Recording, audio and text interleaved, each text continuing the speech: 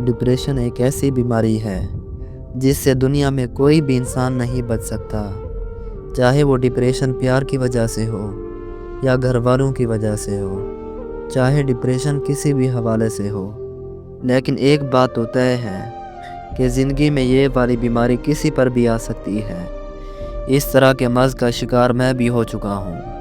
मैं इस बीमारी से निकलना भी चाहूँ तो नहीं निकल सकता, क्योंकि मैंने डिप्रेशन को अपने खुद के अंदर पाला हुआ है।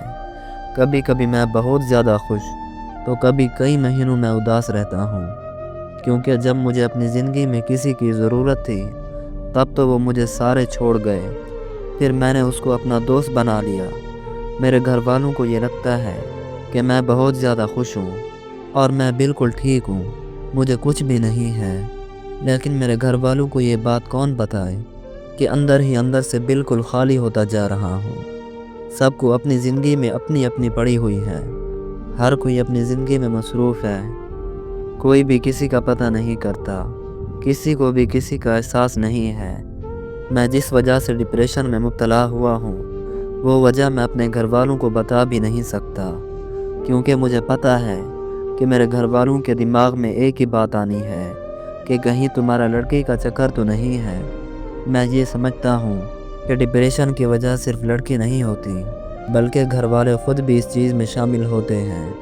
हम लड़के अगर किसी से सच्ची मोहब्बत कर लें तो यहाँ तक आ जाते हैं। मैं ये नहीं कह रहा कि ज़हनी डिप्रेशन का शिकार सिर्फ लड़के होते हैं। लड़की हो या लड़का, दोनों का एक ही जैसा हाल होता है कि बंदा अकेला हो जाता है तो फिर सिर्फ उसको मौत नज़र आती है कि यार काश मैं मर जाऊँ, मेरी जान छूट जाए ऐसी डिप्रेशन से। क्योंकि मुझे इस दुनिया में समझने वाला, मेरा दुख समझने वाला इस दुनिया में कोई है ही नहीं। हर इंसान को अपनी अपनी पड़ी हुई है। मैं भी इस डिप्रेशन जैसी बीमारी का शिकार हो चुका हूँ, और जहाँ तक मुझे लगता है कि अगर यही हाल रहा तो मैं बहुत जल्द इस दुनिया से चल बसूँगा। मैं मर गया हूँ, मैं जी रहा हूँ, मैं परेशान हूँ, मैं डिप्रेशन में हूँ। मुझ पर चाहे 100 हफ्ते आ जाएं, लेकिन किसी को मेरे बारे में घंटा भी फ़र्क नहीं पड़ेगा।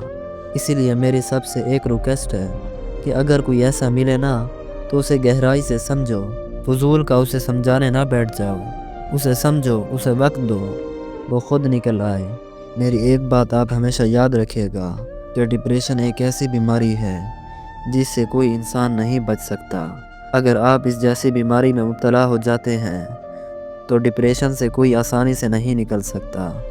बस मैं आखिर में यही कहना चाहूँगा कि हमेशा खुश रहा करें, क्योंकि सिर्फ डिप्रेशन से बचने के लिए एक खुश रहना ही इसका इलाज है।